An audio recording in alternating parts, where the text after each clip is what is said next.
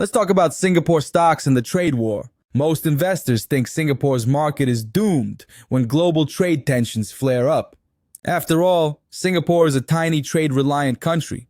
When the US slaps tariffs on imports and China fires back, it feels like Singapore is caught in the crossfire. The headlines scream about market bloodbaths, falling GDP forecasts, and banks like DBS taking a beating. It's easy to believe there's nowhere to hide. But what if that's not the whole story? What if, even in the middle of a trade war, there are Singapore stocks that could hold up, or even come out stronger? While most reports, including DBS's own, focus on the negatives and broad strategies, some companies might be quietly weathering the storm or even finding new opportunities. The trick is knowing where to look and what to look for. Today, we'll dig into 5 Singapore stocks that were hit by the trade war news but might have been overlooked as potential winners, or at least survivors, by the big banks. We'll break down why these companies matter, how they're affected, and what lessons investors can draw for the next round of global uncertainty. Hey friends, welcome back to the channel. I'm Iggy, and I've been covering topics like stocks, finance, CPF, and everything related to growing your wealth. The Investing Iguana is ranked 8th in the 2024 Influential Tigers by Tiger Brokers with over 850,000 reads and 53,000 likes. I've produced over 800 videos with more than 300,000 watch hours as of December 2024. I also focus on regional and world economy topics. Here's what we'll cover today. We'll look at the trade war's impact on Singapore's market. We'll explore 5 stocks that took a hit but might have more to their story. We'll talk about how to spot resilience in a tough market. And finally, we'll discuss what this means for your investing strategy. Let's jump in. When President Trump announced sweeping tariffs in April 2025, global markets shuddered. Singapore's Straits Times Index had its worst day since the pandemic, dropping over 3%. Banks, exporters, and even local-focused companies saw their share prices tumble. DBS, Singapore's largest bank, was the worst performer, falling almost 5% in a single day. But here's the thing. Not every company is affected in the same way. Some are more exposed to global trade, while others are tied to local demand. Some might even find ways to adapt or benefit as the dust settles. Let's look at 5 Singapore stocks that were hit by the news but deserve a closer look. First, let's talk about OKP Holdings. This is a construction company focused on local infrastructure projects. When the trade war news broke, OKP stock fell. Investors worried that a slowing economy would mean fewer government contracts and less private development. But think about it. Singapore's government often ramps up infrastructure spending during tough times to support jobs and growth. OKP's focus on local projects could actually be a strength. If the government launches new road, drainage, or public works projects to offset the trade slowdown, OKP could see steady business. Imagine Singapore as a house during a storm.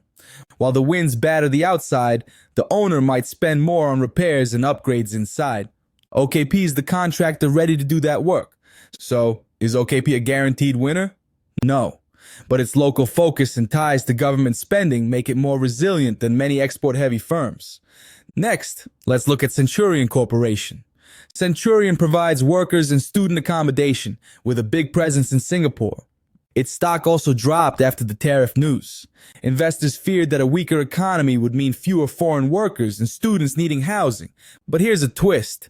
Even in tough times, people need a place to stay. If Singapore's government continues to invest in infrastructure, there will still be demand for worker accommodation. Plus, as borders reopen and the economy recovers, student numbers could bounce back.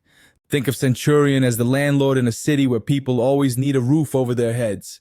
The rent might dip, but the demand never disappears. Centurion's business model is tied to the broader economy, but it's not as exposed to global trade swings as exporters. That makes it a potential survivor, and maybe even a quiet winner, if Singapore's domestic economy holds up. Now let's talk about Cheong. Cheong builds offshore support vessels. When the trade war news hit, its share price plunged. Why? Because global trade disruptions can mean less demand for shipping and offshore services. But let's look deeper. The world still needs energy, and offshore oil and gas projects don't stop overnight.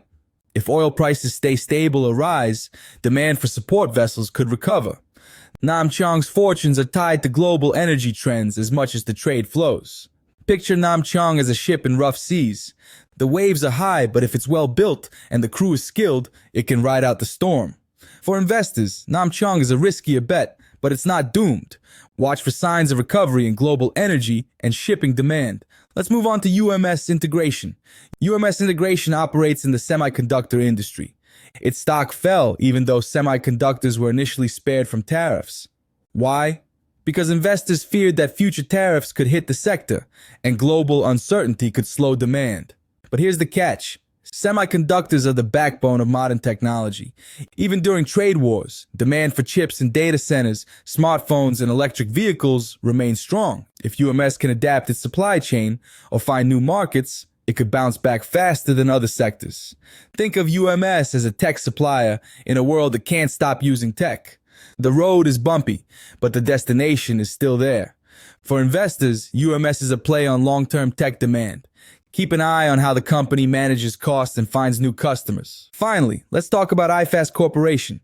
iFast is a fintech company that helps investors access funds and other financial products. Its share price dropped as investors worried about slower investment inflows after the tariff news. But here's a question. When markets are volatile, do people stop investing? Or do they look for new ways to manage their money? iFast's platform could actually see more activity as investors seek safe havens, diversify, or rebalance their portfolios. Imagine iFast as a bridge over troubled waters. When the river rises, more people might use the bridge to get to safety. For investors, iFast is a bet on the growth of digital finance and the need for flexible investment options, even in tough times. So, what do these 5 companies have in common? They were all hit by the trade war news, but each has a unique angle that could help them weather the storm. Some are tied to local demand, others to long-term trends like tech or infrastructure. None are guaranteed winners, but they show that not all Singapore stocks are doomed when tariffs hit. Let's pause for a second. Have you ever looked at a falling stock and wondered if it's a hidden gem or just a falling knife? Drop your thoughts in the comments below. I'd love to hear your take on spotting resilience in tough markets. The trade war reminds us that markets are unpredictable. Big banks like DBS often focus on macro strategies, like shifting to gold, high-quality bonds, or markets with more fiscal stimulus.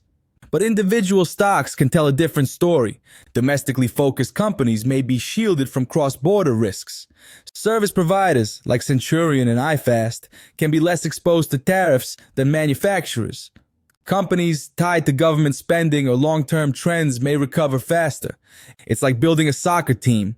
You need defenders, midfielders, and strikers. In a trade war, your defenders and midfielders might carry the day. If you're finding this breakdown helpful, hit the like button and subscribe for more insights. And remember, always do your own research before making any investment decisions. Let's wrap up. The trade war has shaken Singapore's market, but it's not the end of the world. We looked at 5 stocks: OKP Holdings, Centurion Corporation, Nam Cheong, UMS Integration, and iFast that were hit by the news but might have more to their story. Each one shows a different way companies can adapt, survive, or even thrive when the world gets rough. The key takeaway is this: don't just follow the headlines or panic when markets drop. Look for companies with strong local demand, ties to government spending, or exposure to long-term trends. Sometimes the best opportunities are hiding in plain sight, right where everyone else is too scared to look. If you enjoyed this video, let me know in the comments which Singapore stocks you're watching during the trade war. Smash that like button if you found this useful. And don't forget to subscribe for more investing tips. Want to dive deeper? Check out my video on defensive stocks to survive market volatility. It's packed with practical ideas for building a resilient portfolio. Thanks for watching, and I'll see you in the next one.